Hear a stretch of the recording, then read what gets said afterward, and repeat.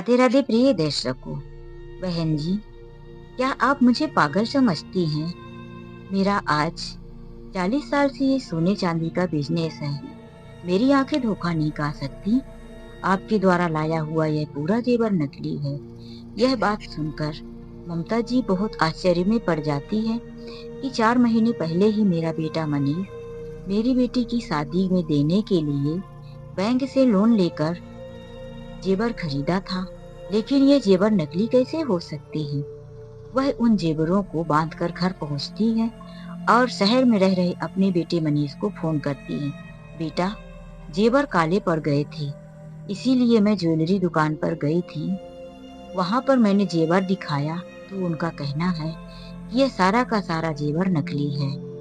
मनीष को पता था कि उसकी माँ कभी झूठ नहीं बोलती, इसीलिए मनीष ने बोल दिया, माँ तुम चिंता मत करो, मैं सब ठीक कर देता हूँ। मनीष तुरंत ऑफिस से गया। एक चाबी उसके पास थी, इसीलिए उसने घर का दरवाजा चुपके से खोला और घर के अंदर चला गया। उस समय पर उसकी पत्नी सो रही थी। उसका मोबाइल हॉल के सोफे पर ही रखा हुआ था। उसने अपने पत्नी का मोबाइल चेक करना शुरू कर दिया। उसने गैलरी चेक किया तो उसमें एक ऐसी फोटो दिखी जिसमें उसके द्वारा लाया हुआ ओरिजिनल जेवर उसकी पत्नी पहनकर फोटो खिंचवाई थी। बात कुछ समय पहले की है, जब मनीष अपने माता पिता के साथ अपने घर पर रहता था। मनीष के पिताजी मोहन लाल जी एक पान की गोमती चलाया करती थी। उसी से उनके घर का खर्च, बेटे की पढ़ाई चलती थी। जब बेटा पढ़ लिख कर तैयार हो गया, वह शहर में नौकरी करने के लिए आ जाता है। मनीष के माता पिता ने मनीष की शादी समाज की ही एक लड़की से कर दिया। मनीष पहले अपनी नौकरी पर अकेले ही जाया करता था, लेकिन मनीष की पत्नी पुष्पा ने अपने पति पर ऐसा जाल फेंकना शुरू कर दिया कि एक दिन मनीष मजबूर हो गया और अपनी पत्नी को उसके मोह माया में फंसकर अपने साथ शहर लेकर आ जाता है। अब मनीष के घर में बूढ़े माता पिता और एक बहन जो शादी के लायक हो चुकी थी। मोहनलाल जी को अपनी बेटी की शादी की बड़ी चिंता सता रही थी। मोहनलाल जी की एक छोटी सी पान की गोमती थी। दिन प्रतिदिन उस गोमती का किराया बढ़ता जा रहा था, आमदनी कम होती जा रही थी। इसीलिए मोहनलाल जी अब बड़े चिंता में थे। इधर बेटा बहू शहर आ गए थे। उनसे तो कोई उम्मीद नहीं, क्योंकि जितनी भी कमाई थी बहू सारा का सारा खर्च कर दिया करती थी। पहले मनीष अकेला रहता था, जब तो जितना यहाँ से बचता था ले जाकर पिताजी के हाथ में देता था। लेकिन जब से पुष्पा आई थी तो मनीष ने एक पैसे नहीं भेजा था। एक दिन माँ ने फोन लगाकर कहा, बेटा तेरी बहन की शादी करनी है और पहले तो तू कुछ पैसे दिया करता था, लेकिन अभी तेरे पिताजी अकेले ही बहुत परेशान हैं। मनीष माँ से कहता है, माँ चिंता करने की जरूरत नहीं है, मैं हूँ ना, समय आने पर सब कुछ हो जाएगा। ममता जी कहती हैं, बेटा मैं कुछ दिन के लिए तुम्हारे साथ रहना चाहती हूँ। काफी दिन हो गए तुम चले गए। यहाँ घर में जब तक तुम्हारी बहन पिंकी घर के काम करने के लिए है तो मुझे अपने साथ लेकर चलो। मनीष कहता है, हाँ माँ, क्यों नहीं, मैं जल्द ही तुमको लेने आ जाऊंगा। हफ्ते भर के अंदर ही मनीष अपनी पत्नी को यह बताता है कि माँ हमारे साथ रहने वाली है। यह सुनकर तो पुष्पा का मूड ही भारी हो जाता है, लेकिन उसकी अभी जल्दी नहीं थी। मनीष अपनी माँ को लेकर आ जाता है। पुष्पा को जरा भी सास का आना पसंद नहीं था, इसीलिए वह मनीष के सामने तो अच्छी बनने का दिखावा करती थी, लेकिन जब मनीष चला जाता था तो अपने सामने वह सासू माँ को घर के काम छोड़ दिया करती थी। फिर वह कोई भी काम नहीं करती। बाहर घूमने चले जाना या कि अपनी मोबाइल लेकर अपने कमरे में दिन भर मोबाइल चलाती सो जाती और अपनी सास को घर के कामों के आर्डर दिया करती थी। धीरे धीरे तो पुष्पा ने अपनी सास को घर के सारे काम ही सौंप दिए थे। यह बात मनीष को बिल्कुल नहीं पता थी कि मेरी माँ घर में झाड़ू पोछा खाना कपड़ा सब कुछ अकेले करती है और मेरी पत्नी अपने कमरे में पूरा दिन मोबाइल चलाती है, सोती रहती है या कि फिर शॉपिंग चली जाएगी, सहेलियों से बात करेगी। पुष्पा का ज्यादा से ज्यादा समय अपनी माँ से बात करने में ही जाता था। एक दिन पुष्पा अपने कमरे में बात कर रही थी कि उसे कुछ किचन में लेने आना था, तो वह फोन पर बात करते करते ही किचन में आ गई। उसने देखा कि सास अपने कमरे में है। उसे लगा कि शायद काम करके बुढ़ी सो गई होगी, तो वह अपनी माँ से कह रही थी कि माँ, कितनी मुश्किलों के बाद मैं कमरा लेकर अलग से रहने आई, वरना उस घर में तो मैं रहकर परेशान हो गई थी। लेकिन यहाँ भी मेरा पीछा नहीं छूटा। मेरी बुढ़ी सास यहाँ भी आकर टपक पड़ी है। उधर से माँ बोल रही थी, बेटी तू भी अपनी सास को यहाँ बैठाकर मत खिलाना। अभी इतनी बूढ़ी नहीं हो गई है कि तू उसकी सेवा कर। आई है तो घर के सारे काम उससे ही करवाना, तब जाकर वह जल्दी यहाँ से भागेगी। पुष्पा यहाँ से कहती है, माँ मैं तुम्हारी बेटी हूँ, मुझे पागल समझ रखा है क्या?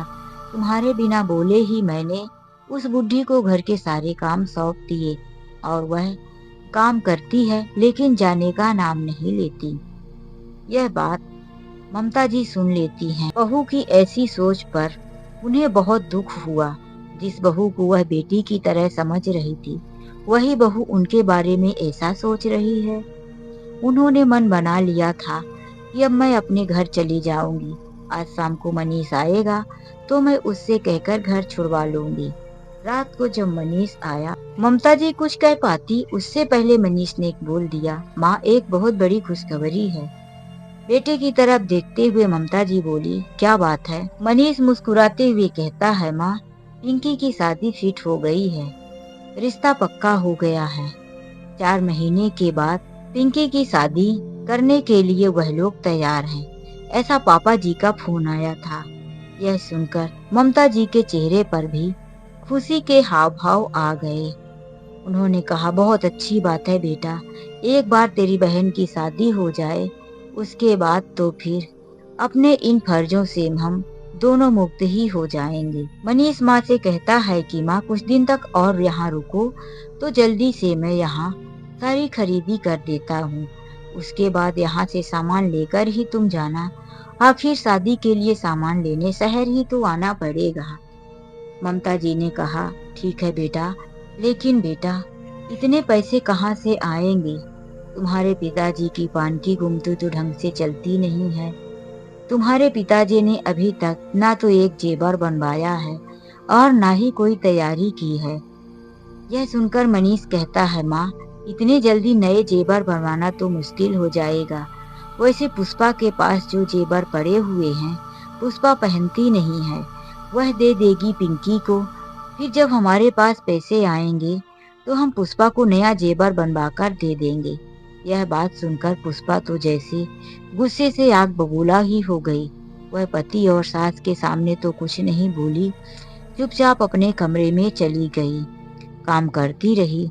दूसरे दिन जब मनीष ऑफिस चला गया तो तुरंत अपनी माँ को फोन लगाकर बोल दिया, माँ देखो ना कितना बड़ा अत्याचार हो रहा है मेरे ससुराल में। तुम्हारे दामाद जी कह रहे थे कि मेरे सारे जेवर वह अपनी बहन को दे देंगे। यह सुनकर पुष्पा की माँ भी उधर से गुस्से से उसे समझाने लगी, नहीं बेटी तू ऐसा बिल्कुल मत करना। तू अपने जेवर अपनी ननद को क्यों देगी? वह जेवर तेरे पिताजी ने तेरे लिए बनवाया है, बड़े अरमानों के साथ। वह जेवर में सिर्फ तेरा हक है। उन्हें अपनी बहन को जेवर ही देना है तो कमा कर दे, चाहे जहाँ से दे। तू अपनी सास को बोल दे कि तेरी सास अपने सारे जेवर दे दे अपनी बेटी को, तू क्यों देगी? पुष्पा कहती है, माँ मेरी सास के पास कोई जेवर नहीं है। यहाँ जब ये नौकरी करने आए थे उसी समय पर उन्होंने बेचकर इन्हें पैसे दे दिए थे। तो पुष्पा की माँ कहने लगी, तेरी सास के पास जेवर हो या ना हो, तो उस घर का ठेका लिखा के नहीं रखी है। मेरा दिया हुआ एक भी जेवर मत बेचना बेटी, तो इतनी बात ध्यान में रखना। पुष्पा ने अपनी माँ को कह दिया, माँ चाहे धरती इधर की उधर हो जाए, लेकिन मैं अपने जेवर नहीं दूंगी। उसने तो ठान लिया था। लेकिन जब शाम को सब लोग खाना खाने बैठे तो मनीष ने जेवर की बात पुष्पा के सामने कर ही दिया। पुष्पा ने जेवर देने से साफ मना कर दिया। तो ममता जी कहने लगी, बेटा तेरे पिताजी अपनी पान की गोमती बेचने को बोल रहे थे। उससे जो पैसा आएगा तेरी बहन की शादी हो जाएगी। मनीष कहता है, नहीं माँ, पापा की अगर गोमती बेच दिया तो घर का खर्च कैसे चलेगा। भले ही बचत नहीं होती लेकिन घर तो उसी से चल रहा है। मैं ऐसा करता हूँ, बैंक से लोन ले लेता हूँ, उसके बाद मैं धीरे धीरे लोन भरता रहूंगा। यह बात ममता जी को भी ठीक लगी। उन्होंने कह दिया, बहुत ही जल्दी मनीष बैंक में लोन के लिए अप्लाई कर दिया और उसे बैंक का लोन मिल भी गया। इधर जब पुष्पा ने देखा कि मेरा पति बैंक से लोन ले रहा है तो अपनी सास को और भी सताने लगी। वह तो कहने लगी, माँ जी पूरा दिन बैठी रहोगी तो घर के काम कौन करेगा। तुम्हारा बेटा, तुम माँ बेटी के लिए कर्ज ले रहा है तो तुम्हारा फर्ज बनता है कि तुम भी बेटे के घर में सारा काम करो। ममता जी तो पहले से ही काम करती थी लेकिन अब बहू ने सीधी अकड़ से कह दिया था। जल्दी ही मनीष बैंक से जब लोन ले आया तो उन्हीं पैसों से उसने बहुत अच्छी अच्छी ज्वेलरी अपनी बहन के लिए बनवा कर माँ के हाथों में थमाते हुए बोला, माँ यह पकड़ो, संभाल कर रख लो। कल सुबह मैं बाकी का सामान और यह ज्वेलरी साथ में लेकर तुम्हें घर छोड़ देता हूँ। रह जाएगी छोटी मोटी तैयारियां तो और आकर फिर उसी समय कर लेंगे। यह बात ममता जी को बहुत अच्छी लगी और वह दूसरे दिन घर जाने की तैयारी करने लगी। वह बेटे द्वारा दी हुई ज्वेलरी अपने कमरे में रख देती हैं। रात को ज्वेलरी पुष्पा ने बदली कर दिया, असली जेवर सब रख लिया और उसी की जगह नकली जेवर लाकर सास के कमरे में रख दिया। और फिर रात को अपनी माँ से कहने लगी, माँ मैंने वैसा ही किया है जैसा कि तुमने बताया था। मैंने अपने एक भी जेवर तो दिए नहीं, लेकिन मैंने मनीष के द्वारा लाया गया जेवर भी रख लिया है। अब तो वह नकली जेवर ही पहनेगी। इनकी बेटी आई बड़ी खूबसूरत, रंग रूप से तो ऐसी है कि कोई भिखारी भी उससे शादी ना करे। पता नहीं कौन है जो लालच के बस में उसके साथ शादी कर रहा है। जब माँ बेटी बातें कर रहे थे तो उधर पुष्पा की भाभी भी पुष्पा के माँ के कमरे में आ गई और उसने अपनी सास की सारी बातें सुन ली कि किस तरह से पुष्पा की माँ पुष्पा का घर बिगाड़ रही है। दूसरे दिन वह जब सब लोग नाश्ता कर रहे थे तो सुबह ही अपनी माँ से कहती है, माँ जी मैं अपने सारे जेवर अपने भाई को दे रही हूँ क्योंकि मेरे जेवर की जरूरत मेरे भाई को है। मेरे भाई का बिजनेस खराब हो गया है, उन्हें कुछ पैसों की जरूरत है। यह बात सुनते ही पुष्पा की माँ गुस्से से भड़क उठी। बहू खबरदार, अगर तूने अपने मायके एक भी जेवर दिया तो इन जेवरों पर तेरा अधिकार है, हमारा अधिकार है। हम तुझे ऐसे ही नहीं लाए थे, तेरे पीछे लाखों खर्च किए तब तो जाकर तुझे इस घर में शादी करके लाए। बहू यह तेरे जेवर हमारे हैं। अगर हम कभी घर में मुसीबत में आए, कभी जरूरत पड़ी तो हम सब इस जेवर का उपयोग कर सकते हैं। अब तेरे मायके वालों का इसमें कोई हक नहीं। यह बात जब पुष्पा की भाभी ने सुना तो अपनी सास से कहने लगी, माँ यही तो मैं आपको समझाना चाहती हूँ कि बेटी के जेवर पर बेटी के माँ का नहीं, उसके ससुराल वालों का अधिकार होता है। और कल रात को जो आप शिक्षा दे रही थी तो क्या अपनी बेटी को सही कह रही थी। उसके जेवर की जरूरत उनके ससुराल वालों को है, लेकिन आपने अपने बेटी को किस तरह से मना कर दिया। सब लोग यह सुनकर आश्चर्य में थे कि क्या पुष्पा की माँ अपनी ही बेटी का घर उजाड़ने में किस तरह से सहयोग कर रही है। पुष्पा के पिताजी डांटते हुए कहने लगे, खबरदार, अगर तूने बेटी के मामले में कोई भी दखल अंदाजी की तो। पुष्पा की माँ गुस्से से कहने लगी, तुम लोगों का दिमाग खराब हो गया है क्या। क्या माँ बेटी बात नहीं कर सकती। तुम सब इस कल की आई हुई बहू के उलझामे में फंस रहे हो। यह तो दूसरे की घर की बेटी है, कुछ भी बोलती रहती है। यह कहकर पुष्पा की माँ चली गई, लेकिन वह अपनी बेटी को सिखाना पढ़ाना नहीं छोड़ी थी। हमेशा उल्टी सीधी बातें ही सिखाया करती थी। बहुत ही जल्दी पिंकी की शादी का समय नजदीक आ गया। एक दिन ममता जी ने जब पिंकी की ज्वेलरी खोलकर देखा तो 4 महीने में नकली जेवर कहीं कहीं से काले दिख रहे थे, कहीं से पॉलिश निकल गई थी। वह उन जेवर को लेकर एक जौहरी के पास पहुंच गई। जौहरी ने देखते ही तुरंत पहचान लिया कि यह नकली जेवर हैं और ममता जी को बताया कि हमारा इतने सालों का धंधा है। बहन जी, हमारी आंखें धोखा नहीं खा सकती, यह सारा का सारा नकली जेवर है।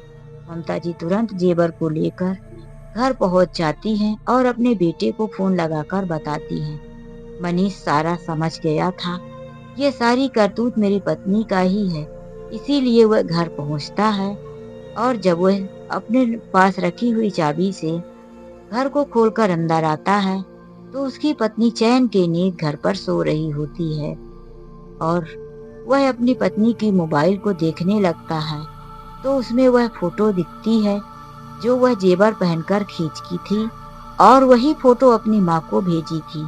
गलती से वह फोटो डिलीट करना भूल गई थी। गुस्से से मनीष आवाज देता है, पुष्पा, ए पुष्पा, कहाँ चली गई, बाहर निकल। अचानक से पति की जोर से चिल्लाने की आवाज सुनकर पुष्पा चौंक जाती है और बाहर हाल में आकर देखती है तो उसका मोबाइल लिए हुए उसका पति खड़ा था। उसने पूछा, क्या है, क्या ऐसा देख लिया मेरी मोबाइल में जो तुम्हारे ऊपर पहाड़ टूट पड़ा। वह उस फोटो को दिखाकर कहता है, ये देख, ये वही जेवर है ना जो मैंने पिंकी को देने के लिए लिया था। अब तू मुझसे झूठ नहीं बोलेगी, सच बता, तूने इन जेवरों को कहाँ रखा।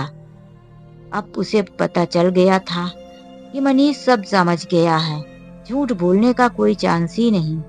तो वह डरते हुए बोली, अरे मैंने तो असली जेवर अपने पास रख लिया और तुम्हारी माँ को सेम नकली जेवर लाकर दे दिया था। क्यों, मैंने जो किया तो भले के लिए ही किया। आगे हमारी फैमिली बढ़ेगी, हमारे बच्चे होंगे, सब कुछ तुम अपनी बहन के पीछे ही लुटा दोगे तो हमारे लिए भी कुछ बचना चाहिए ना। मनीष आगे बढ़कर पत्नी के गाल पर एक थप्पड़ मारा और कहने लगा, तुझे अपनी बचत ज्यादा जरूरी है या मेरे घर की इज्जत। तूने जेवर देने से मना किया तो मैं तेरे साथ जबरदस्ती नहीं किया। आज जब मैं कर्ज निकाल कर अपनी बहन के लिए जेवर लाया तो तूने वह भी रख लिया। अगर माँ देखने नहीं जाती कि जेवर असली है या नकली, वही जेवर पहनकर मेरी बहन अपने ससुराल चली जाती तो हमारी कितनी बड़ी बदनामी होती। क्या क्या लोग वहाँ के कहते, तू तो हमारे घर के लायक भी नहीं है। वह तुरंत अपनी पत्नी को बोला, निकाल जेवर और चल मेरे साथ। वह अपनी पत्नी को लेकर और असली जेवर लेकर घर पहुंच गया। वह जेवर अपनी माँ के हाथ में पकड़ाते हुए कहता है, ये लो माँ, यह रहे असली जेवर।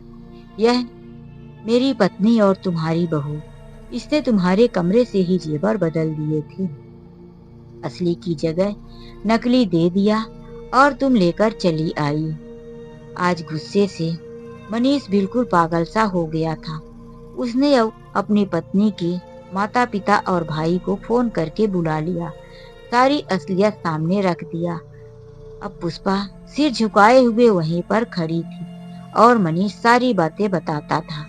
उसने फोटो दिखाते हुए भी कहा, यह देखिए, आपकी पत्नी यानी कि मेरी पत्नी की माता जी का भी पूरा का पूरा हाथ है मेरा घर बिगाड़ने में। आप लोग मुझे माफ कीजिए और अपनी बेटी को अपने साथ लेकर जाइए। जब यह हमारे घर की इज्जत को नहीं बचा सकती, नहीं संभाल सकती, तो मैं आपकी बेटी को अपने घर नहीं रखूंगा। यह बात सुनकर पुष्पा के भाई और पुष्पा के पापा बहुत गुस्सा हुए। कहने लगे, बेटी, मैंने तुझे तो ऐसा नहीं समझा था। तुझे पढ़ा लिखा कर क्या इसी दिन के लिए समझदार बनाया कि तू जिस घर में जाए उसी घर की इज्जत उछाले। वहीं अपनी पत्नी को भी डांटते हुए कहने लगे, पुष्पा की माँ, मैंने तुम्हें पहले ही कहा था कि तुम अब अपनी बेटी का घर मत बिगाड़ो, लेकिन तुमने एक ना सुनी और अपनी बेटी को सिखाती रही। अब अपनी बेटी को यहाँ से ले लो और तुमको भी जहाँ जाना है तो जाओ। पुष्पा की माँ अपनी बेटी से दूर जाकर खड़ी हुई और कहने लगी, अरे इसे खुद समझना चाहिए कि ये कहाँ गलत कर रही है, कहाँ सही। मैं तो माँ हूँ, मुझसे जब रो रो कर कहेगी तो मैं अपनी बेटी का ही पक्ष लूंगी ना। अब पुष्पा नजर उठाकर अपनी माँ को देखी और रोने लगी। उसे लगा कि आज तक जो मेरी माँ कहती गई वह मैं करती गई, लेकिन जब मैं आज मुश्किल में हूँ, मेरी सारी पोल मेरे परिवार और मेरे मायके वालों के सामने खुल गई, तो मेरी माँ ने मुझे दोषी ठहराया और खुद निर्दोष बनते हुए मेरा साथ छोड़ दिया। तब मायके वाले चले गए। पुष्पा की माँ ने पलटकर भी नहीं देखा और वह भी चली गई। मनीष ने कहा, माँ मैं अब इसे अपने साथ नहीं ले जाऊंगा। इसे रहना है तो यही गांव में रहने दो। इसको काम करना है तो करे, नहीं तो अपने मायके चली जाए। मनीष अपनी ड्यूटी पर चला आया। पुष्पा अपने मायके नहीं गई क्योंकि उसने अपने माता पिता और भाई का रवैया पहले ही देख लिया था।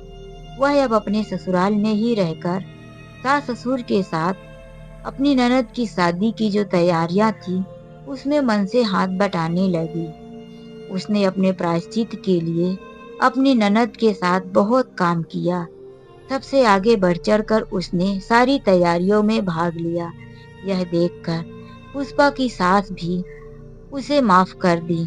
पुष्पा और उसकी ननद के साथ भी अब बिल्कुल सहेलियों जैसी दोस्ती हो गई थी। और वह दिन भी आया जब पिंकी की शादी हुई और पिंकी अपने ससुराल जाने लगी, तो पुष्पा ने अपना सबसे कीमती जेवर अपनी ननद को तोहफे पर दिया और उससे माफी मांगते हुए कहने लगी, पिंकी अपने दिल में लेकर कोई बात मत जाना। मैं तुम्हारी भाभी हूँ। मुझसे जो भी भूल चूक हो गई है वह यहीं छोड़कर जाना और अपनी भाभी को माफ भी कर देना। पिंकी रोते हुए भाभी के गले लगकर कहती है, भाभी मायका जैसा भी हो अपना होता है। कभी बेटी मायके से मुंह फुलाकर नहीं जाती। तुम भी अपनी माँ और मत अपने पिता से माफी मांग लो और हो सके तो एक बार जाकर मिल आओ। यह बात पुष्पा को अच्छी लगी। पिंकी के जाने के बाद पुष्पा भी अपने मायके गई और अपने भाई और पिताजी से माफी मांगी। जब मनीष को भी अपनी पत्नी के इस व्यवहार का पता चला तो वह भी अपनी पत्नी को माफ कर दिया। अब पुष्पा एक अच्छी आदर्श बहू बनकर अपने ससुराल में रहने लगी थी। तो दोस्तों यह कहानी आप लोगों को कैसी लगी, लाइक और कमेंट करके जरूर बताएं। यदि बेटा सही है तो अपनी पत्नी को लाइन पर ला सकता है। यदि अपना औलाद ही खराब हो जाए तो दूसरे के घर की आई हुई लड़की तो कैसे इस अपने घर के संस्कारों को अपनाएगी। लोग कहते हैं कि हमने देख सुनकर अच्छी लड़की के साथ शादी नहीं किया, लड़की के अंदर संस्कार नहीं है।